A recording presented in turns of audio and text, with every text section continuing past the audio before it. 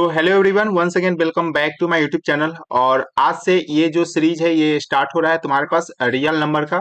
और ये सीरीज है तुम्हारे पास मार्क्स बूस्टर सीरीज, ठीक है, जिसमें कि तुम्हारे पास 100% क्वेश्चन होगा या इसी में से आएगा, सिर्फ वैल्यू चेंज होगा, ठीक है। तो जो जो अभी तक चैनल को सब्सक्राइब नहीं किया, एक बार चैनल को सब्सक्राइब कर लेना। इस तरीके का अभी टोटल तुम्हारे पास 14 चैप्टर्स का वीडियो आने वाला है। और इसमें तुम्हारे पास देखो, इसमें जो है हम क्वेश्चन का आंसर लीक कर लाए हैं, मतलब प्रिंटेड लाए हैं। इसलिए लाए हैं क्योंकि हम तुम्हें यहाँ पर जस्ट समझाएंगे, क्योंकि अगर क्वेश्चन लेकर आएंगे और लिखेंगे यहाँ पर तो बहुत ज्यादा टाइम लगेगा और कम समय में तुम्हें अभी ज्यादा कुछ पढ़ना है, ठीक है। इसलिए बहुत सारे क्वेश्चन जो है वो हम प्रिंटेड लाए हैं, तो डायरेक्टली हम वहां पे समझाएंगे। अगर कुछ भी डाउट होता है तो मुझे कमेंट सेक्शन में बताना, ठीक है। चलो, बिना टाइम वेस्ट किए हुए चैनल को सब्सक्राइब कर लेना सबसे पहले, ठीक है। नोटिफिकेशन ऑन को रखना, ठीक है। चलो देखो, यहाँ पर सबसे पहले क्वेश्चन क्या बोला गया है कि एक तुम्हारे पास है पॉजिटिव नंबर है दो, तुम्हारे पास एक है ए और एक है बी, ठीक है। और ये रिटेन है तुम्हारे पास किस तरीके से, मतलब ए लिखा हुआ है कुछ इस तरीके से यहाँ पर, एक्स क्यू वाई स्क्वायर, ये तुम्हारे पास ए लिखा हुआ है, ठीक है। उसी तरीके से बी लिखा हुआ है यहाँ पर एक्स वाई क्यू। तो तुम्हें यहाँ पर बताना है एक्स और वाई जो है प्राइम नंबर है, तो एचसीएफ बताना है। अब एचसीएफ का कंडीशन क्या होता है वो पहले समझ लो अच्छे से, ठीक है। एचसीएफ का मतलब होता है हाईएस्ट कॉमन फैक्टर, ठीक है। हाईएस्ट कॉमन फैक्टर मतलब जो भी तुम्हारे पास लिखा हो उसको अगर तुम फैक्टर के फॉर्म में पहले लिख दो, और उसके बाद उसमें से जो भी कॉमन है, मतलब कि अगर तुम्हारे पास दो नंबर है तो दो नंबर में से कॉमन देखना है। ऐसा नहीं कि अगर मान लो सपोज कर लो कि तीन नंबर है, तो तीन नंबर में से तुम्हें ऐसा नहीं कि दो में कॉमन दिखा तो वो तुम्हारे पास कॉमन हो जाएगा। ये गलती नहीं करना, तीनों में कॉमन तुम्हें देखना है, ठीक है। तो चलो हम लोग देखते हैं सबसे पहले। तो यहां से हम क्या करेंगे, सबसे पहले जो ए है, ए क्या है, एक्स क्यू वाई स्क्वायर, इसको हम लिख दिए। एक्स क्यू मतलब 3 टाइम्स एक्स को मल्टीप्लाई करना और 2 टाइम्स वाई को मल्टीप्लाई करना। उसी तरीके से बी को, एक्स वाई क्यू है तो एक्स और वाई क्यू ये तुम्हारे पास हो गया। अब देखो एचसीएफ का मतलब क्या बताया अभी, कि तुम्हारे पास क्या होना चाहिए, दोनों में कॉमन होना चाहिए। दोनों में कॉमन क्या क्या है, देखो एक एक्स है तो देखो हमने एचसीएफ में एक एक्स लिखा। उसके बाद और भी एक्स है ऊपर में लेकिन इसमें नहीं है, ठीक है, तो अब नहीं लेंगे। उसके बाद देखो y यहाँ पर दोनों में है तो y एक ले लिए, और फिर एक y यहाँ पर है तो ये तुम्हारे पास y ले लिए। तो बस यही चीज तुम्हें करना है, ठीक है। बस हो गया, ये तुम्हारे पास क्या होगा, एक्स वाई क्यू हो गया। तो ऑप्शन क्या हो जाएगा यहाँ पर, option B Y square, sorry यहाँ पर मिस्टेक है, वाई स्क्वायर होगा ये। क्लियर है, इस तरीके से हो जाएगा। नेक्स्ट क्वेश्चन देखो, यहाँ पर क्या है कि find the value of X and Y in the given figure. अगर तुम्हारे पास इस तरीके का जब भी क्वेश्चन आता है तो तुम्हें नीचे से स्टार्ट करना है, ठीक है। नीचे से मतलब यहाँ पर देखो 143 लिखा हुआ, तो 143 ये ब्रेक किया है, मतलब 143 जो है कितना है, 11 इंटू एक्स है, तो यहाँ से वाई है, ठीक है। तो यहाँ पर वाई तुम्हारे पास क्या हो जाएगा, तो वाई जो होगा तुम्हारे पास क्या हो जाएगा, यहाँ से 143/11। बस इसको सॉल्व करोगे तो तुम्हारे पास मिल जाएगा वाई का वैल्यू। तो वाई का वैल्यू देखो यहाँ पर कितना है, 13 आ गया, ठीक है। उसी तरीके से एक्स तुम्हें फाइंड करना है, तो 1001 है, 1001 को तुम्हें इस दोनों के फॉर्म में लिखोगे तो 1001 इज इक्वल टू 143 इंटू क्या हो जाएगा, एक्स हो जाएगा, ठीक है। तो यहाँ से एक्स का वैल्यू क्या मिल जाएगा, एक्स का वैल्यू मिल जाएगा 1001/43। क्लियर है। अब जब इसको तुम डिवाइड कर लो केवल, तो तुम्हारे पास वैल्यू मिल जाएगा एक्स का वैल्यू 7। तो देख लो ऑप्शन कौन सा हो जाएगा, एक्स का वैल्यू 7 और वाई का वैल्यू 13, मतलब ऑप्शन ए हो जाएगा। ठीक है, समझ में आ गया।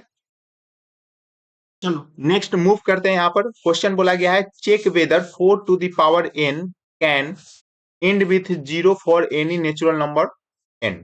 तुमसे चेक करके बताना है कि क्या ये जीरो से एंड करेगा या नहीं करेगा। अब सबसे पहले एक चीज समझ लो, अगर तुम्हारे पास कोई भी नंबर अगर जीरो से एंड कर रहा है तो उसके अंदर में उसका प्राइम फैक्टर 2 और 5 तो डेफिनेटली बनेगा, ठीक है। अगर 2 और 5 रहेगा तभी तुम्हारे पास क्या होगा, वो जीरो से एंड करेगा। जैसे एग्जांपल ले लेते हैं, 10 को तुम लिखोगे 2 इंटू 5। अगर हम 20 ले लेते हैं, देखो इसमें भी तुम्हारे पास 2 इंटू 5, देखो यहाँ पर भी 2 इंटू 5 दिख रहा है, 2 इंटू 5 तो कंटेन करेगा। तो वही चीज तुम्हारे पास यहाँ पर लिखा हुआ है कि if the number 4 to the power n, और ये तुम्हारे पास अगर यूनिट डिजिट पे जीरो आएगा, इसका मतलब हो गया कि वो 5 और 2 से डिविजिबल होगा, ठीक है। ये कहने का मतलब है, इसका मतलब अगर हम बात कर ले तो यहाँ पर 4 टू द पावर n अगर जीरो से एंड करेगा तो उसमें तुम्हारे पास 5 और 2 ये प्राइम नंबर कंटेन करना चाहिए, सिंपल, ठीक है। लेकिन अगर 4 टू द पावर n को देखोगे तो ये 2 का स्क्वायर और ये n हो गया, ठीक है। लेकिन अगर इसमें बात करोगे तो सिर्फ और सिर्फ तुम्हारे पास टू ही प्रेजेंट होता है, ठीक है। तो यहाँ पर इसी चीज को यहाँ पर बताया कि so the uniqueness of fundamental theorem, यहाँ पर तुम्हारे पास क्या है, there are no other prime factorisation of 4 to the power n, क्योंकि केवल केवल और केवल क्या है, 2 है, 5 है ही नहीं। अगर 2 और 5 जब रहेगा तभी दोनों कंबाइन होकर क्या बनेगा, 10 बनेगा, ठीक है। सो यहाँ पर लिखा हुआ है, so there is no natural number for n which 4 to the power end with 0, hence 4 to the power n cannot end with 0। इस तरीके से तुम्हारे पास हो जाएगा, ठीक है, इसको लिखना पड़ेगा। चलो देखो नेक्स्ट क्वेश्चन। नेक्स्ट क्वेश्चन क्या बोला गया, ये भी बहुत ज्यादा इंपॉर्टेंट है, इस तरीके का क्वेश्चन डेफिनेटली रहता है एग्जाम में, ठीक है। वैल्यू चेंज कर दिया जाएगा, लेकिन अदरवाइज और कुछ भी चेंज करने का जरूरत नहीं होता है, ठीक है। तो देख लो यहाँ पर डायरेक्टली स्टेटमेंट बेस्ड क्वेश्चन तुम्हारे पास है, क्या लिखा हुआ, prove that root under 5 is an irrational number and hence so 2 minus root 5 is also an irrational number. कभी कभार क्वेश्चन जो होता है डायरेक्टली तुमसे पूछ देता है रूट 5 इरेशनल प्रूव कर दो, बस हो गया। लेकिन ये क्वेश्चन को हम इसलिए लें क्योंकि तुम्हारे पास इसमें दो क्वेश्चन कंबाइन करके दे दिया है, ठीक है। कैसे प्रूव करोगे, देखो सबसे पहले तुम क्या करना है, इसको तुम एज्यूम कर लेना, ठीक है, क्या कि रूट 5 रेशनल है, जैसे रूट 3 दे देगा इरेशनल प्रूव करके दो, तो तुम क्या एज्यूम कर लोगे, रूट 3 रेशनल, ठीक है। तो उसी तरीके से क्या होगा, रूट 5 क्या हो जाएगा, रेशनल हो जाएगा। अब रूट 5 रेशनल हो तो रेशनल का कंडीशन होता है कि वो जो होता है ए बाई बी के फॉर्म में होता है, ठीक है। और ए और बी क्या होना चाहिए, को प्राइम होना चाहिए, मतलब और B is not equal to 0, ये कंडीशन तो रेशनल नंबर का जानते हो। यहां से तुम्हारे पास क्या होगा, root 5 is equal to A by B के फॉर्म में लिख लोगे, ठीक है। उसके बाद तुम्हारे पास क्या हो जाएगा, जब तुम ए और बी के फॉर्म में लिख लोगे तो फिर यहां से तुम लिख सकते हो B A is equal to क्या लिख सकते हो, बी इंटू रूट 5, ये लिख दोगे, ठीक है, इस तरीके से। उसके बाद क्या तुम्हें क्या करना है, स्क्वायर कर देना, मतलब a is equal to b root 5 है, इसको क्या कर दोगे, स्क्वायर। तो स्क्वायर करोगे तो ये क्या बन जाएगा, ए स्क्वायर, और बी जो है बी स्क्वायर बन जाएगा, और रूट 5 का स्क्वायर क्या हो जाएगा, 5। मतलब यहां से मिल गया a square is equal to 5 B square, ठीक है, ये तुम्हारे पास हो गया। उसके बाद देखो, अगर a square is equal to 5 B square है, इसका मतलब कि ये जो तुम्हारे पास 5 है, ये ए स्क्वायर का एक फैक्टर हो गया।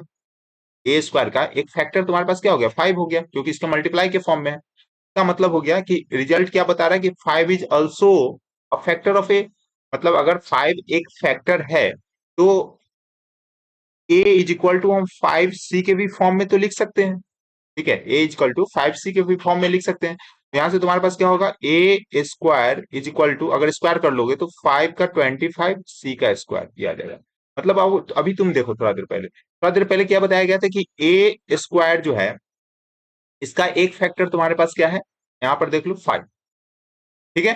अब तुम यहां से देखोगे तो ए स्क्वायर का 25 सी स्क्वायर जो हम यहाँ पर लिखे, अब तुम पुट कर लोगे a square equal to 5 B square, मतलब जहां पे यहाँ पर देख लो, यहाँ पर पुट कर लोगे क्या, यहाँ से तुम्हारे पास हो जाएगा a square equal to 25 C square है, तो ए स्क्वायर के जगह पर पहले से तुम्हारे पास क्या मिला है, बताओ, 5 बी स्क्वायर, तो 5 B square equal to 25 C square.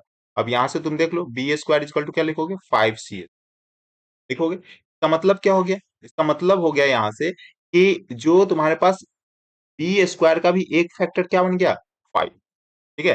तो यही चीज यहाँ पर लिखा हुआ है, B square equal to 5 C square, तो 5 is the factor of B square, ठीक है। इसका मतलब क्या हो गया कि 5 तो कॉमन आ गया दोनों में, इसमें भी कॉमन आ गया, यहाँ पर देख लो ये एक फैक्टर था और बी में भी तुम्हारे पास 5 क्या हो गया, कॉमन हो गया।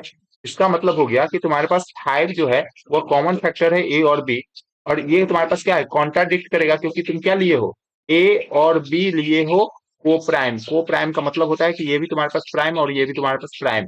अगर तुम्हारे पास प्राइम है तो इस दोनों में कुछ भी कॉमन नहीं आना चाहिए, लेकिन देखो तुम्हारे पास ए में भी 5 फैक्टर कॉमन मिल गया और बी में भी तुम्हारे पास 5 फैक्टर कॉमन मिल गया, ठीक है। इसका मतलब तुम्हारे पास क्या हो गया, तुम्हारा जो एजम्पशन था वो रॉन्ग हो गया, मतलब रूट 5 को तुमने क्या एज्यूम किया था, रेशनल, लेकिन वो रॉन्ग हो गया, अब वो क्या होगा, इरेशनल होगा, ठीक है। इस तरीके से रूट 2 के लिए भी आता है, इसी तरीके से सॉल्व करना है, ठीक है।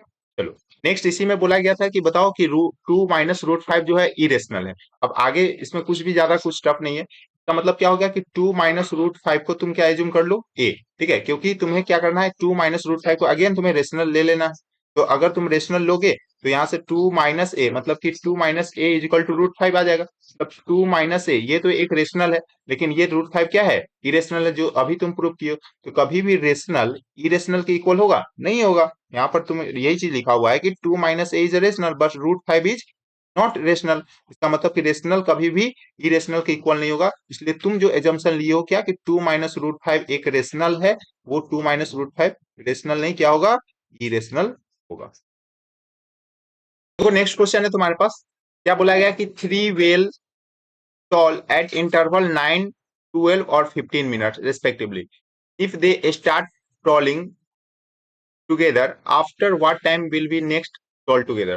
अब इस तरीके का क्वेश्चन जो होता है वो तुम्हारे पास बॉयज में भी पूछा जाता है कि एक बॉयज जो है वह इतना मिनट के इंटरवल पे रन कर रहा है, दूसरा इतना और तीसरा इतना, से तीनों कब मीट करेगा, इस तरीके से क्वेश्चन आता है। प्रोसेस सबका सेम होने वाला है, ठीक है। क्या करेंगे, सबसे पहले जो भी तुम्हारे पास नंबर गिवन है, जैसे यहाँ पर 9 12 15 गिवन है, तो सबसे पहले तुम क्या कर लोगे, एलसीएम ले लोगे उस नंबर का, जो भी नंबर तुम्हारे पास गिवन होगा।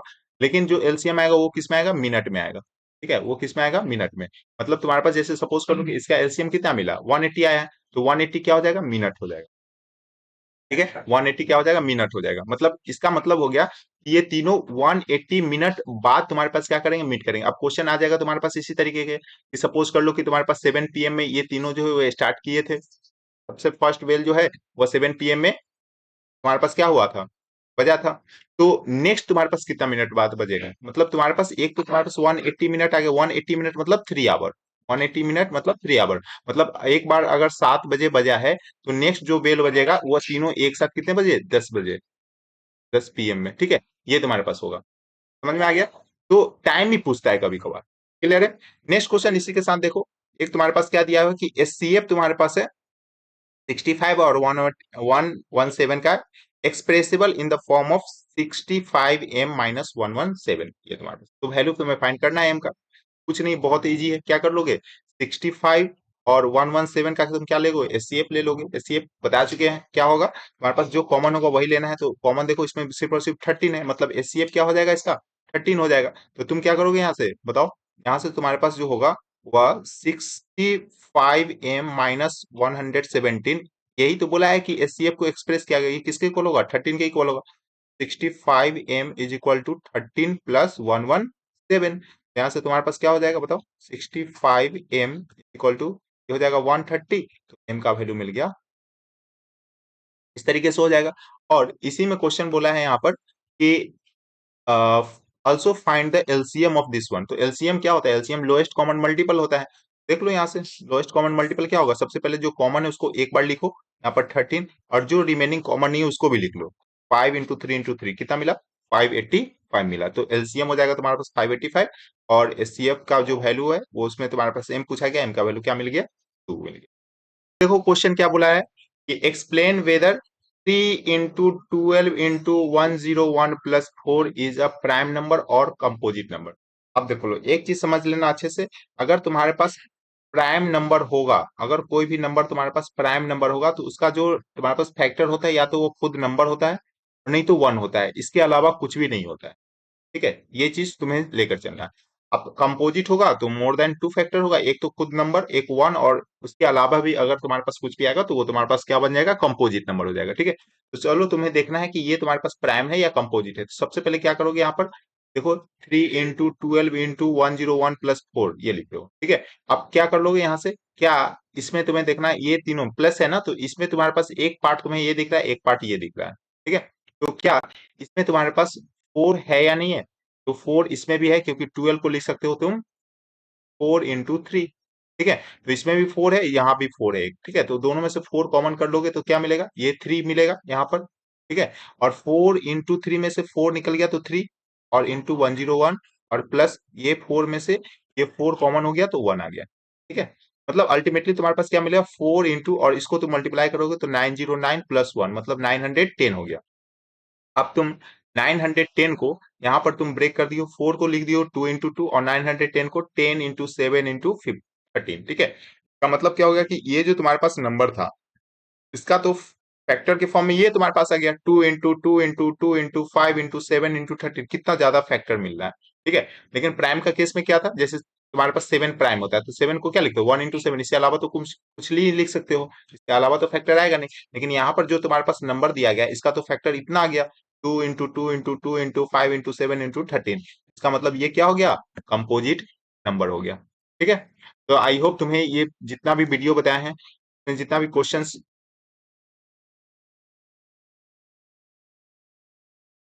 तो आई होप तुम्हें जितना भी क्वेश्चंस बताए हैं ये मोस्ट इंपॉर्टेंट क्वेश्चन था, जाकर इसको प्रैक्टिस कर लो।